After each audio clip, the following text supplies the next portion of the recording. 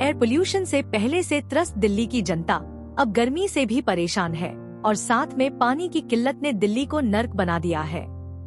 सबको पता है पेड़ लगाने से गर्मी घटती है और एयर पोल्यूशन भी कम होता है, लेकिन ऐसे में किसी को पेड़ लगाने को कहना भी मजाक लगता है, क्योंकि जहां आदमी को पीने के लिए पानी नहीं मिल रहा वहां पेड़ को पानी कहां से दोगे। ग्लोबल वार्मिंग का असर इस साल की गर्मी में साफ झलक रहा है। देश के कई हिस्सों में इस साल मैक्सिमम टेम्परेचर 50 डिग्री के पार चला गया।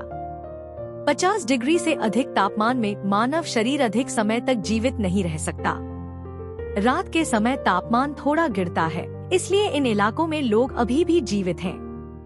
किंतु दिन के समय में यदि तापमान 50 डिग्री से ऊपर जाता है तो शारीरिक रूप से कमजोर लोगों में ऑर्गन फेलियर का खतरा बढ़ जाता है, जिससे सबसे अधिक खतरा बुजुर्गों को होता है।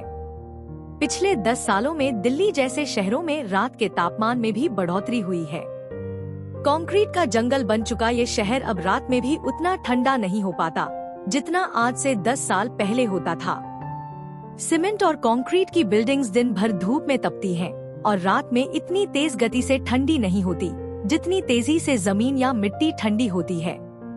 रात के समय एसी से बाहर की तरफ निकलती गर्म हवा भी बड़ी बड़ी इमारतों को ठंडा होने में रुकावट पैदा करती है। पेड़ों की कमी से यह समस्या और अधिक बढ़ रही है। जैसा कि हमने शुरू में कहा कि पेड़ों को उगाने के लिए भी पानी चाहिए, जो आज दिल्ली में इंसानों के लिए ही कम पड़ रहा है। हाथ से चलने वाला पानी का नलका आज दिल्ली जैसे शहर में एक विलुप्त चीज हो चुकी है। अंडरग्राउंड वाटर का स्तर इतना गिर चुका है कि नलका लगाना भी नामुमकिन है और साथ ही गैर कानूनी भी है। कोई जल बोर्ड से परमिशन लेकर नलका लगा भी ले तो पानी पीने लायक नहीं होगा, क्योंकि दिल्ली का अंडरग्राउंड वाटर भी आज की तारीख में प्रदूषित हो चुका है।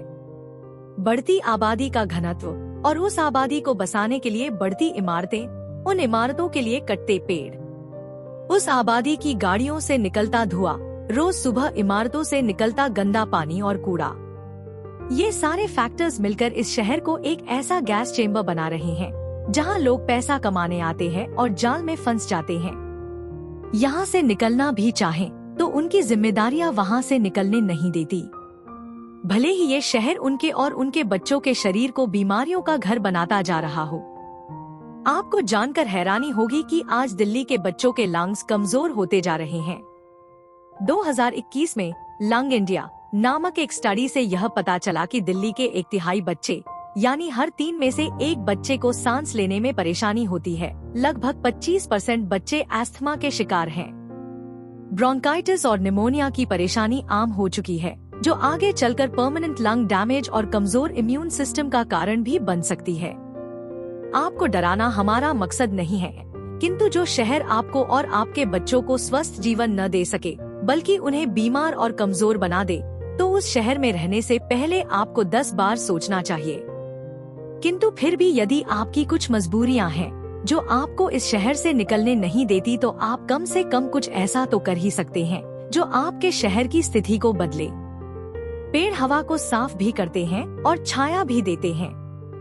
आपको जानकर हैरानी होगी कि पेड़ की छाया में तापमान 12 डिग्री तक कम रहता है।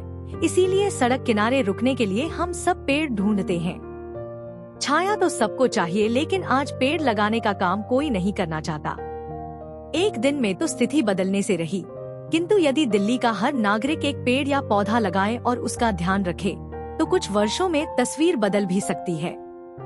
आप अपने घर में या बालकोनी में अपनी सामर्थ्य के अनुसार छोटा सा गार्डन बनाएं, कुछ फूल या सब्जियां उगाएं।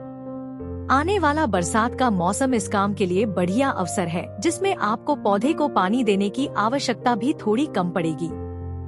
बूंद बूंद करके ही समंदर बनता है। आपका एकता के साथ उठाया गया एक कदम एक छोटी सी हरित क्रांति तो अवश्य ला सकता है। इसके अलावा भी बहुत से कार्य हैं जो सरकारें कर सकती हैं, किंतु करती नहीं हैं। अच्छे जीवन के लिए विकास से ज्यादा जरूरी साफ हवा और साफ पानी है, जिसे सरकारें भूलती जा रही हैं। सरकार को अब से 20 साल बाद तक की स्थिति को सोचकर ग्रीन जोन्स बनानी चाहिए, जहां केवल जंगल हो। शहर में ऐसे स्पॉट्स ढूंढे जहां पेड़ लगाए जा सकें। रेन वाटर हार्वेस्टिंग पर जोर दे। सड़कें और गलियां ऐसी बनानी चाहिए जो बरसाती पानी को पी सकें। ऐसा ड्रेनेज सिस्टम और सीवरेज ट्रीटमेंट प्लांट बनाने चाहिए जो अंडरग्राउंड वाटर को प्रदूषित न होने दे। ऐसी हाउसिंग सोसाइटीज और बिल्डिंग्स को ही बनाने की परमिशन दे जिनके प्लान्स में ग्रीनरी को पर्याप्त स्थान मिले। ऐसी इंडस्ट्रीज जो किसी भी प्रकार का प्रदूषण करती हों, उन्हें शहर से बाहर निकालें और उन्हें प्रदूषण को कम करने पर विवश करें। ग्लोबल वार्मिंग एक ग्लोबल संकट है, किंतु अपने स्तर पर यदि मनुष्य और सरकारें कोशिश करें तो स्थिति बदल भी सकती है।